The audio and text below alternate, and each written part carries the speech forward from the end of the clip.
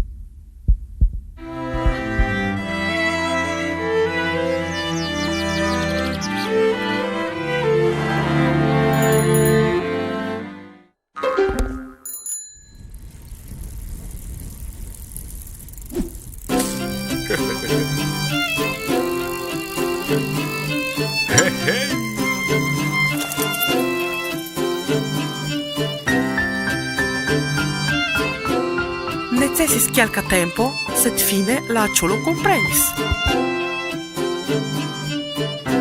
Ĉu ne?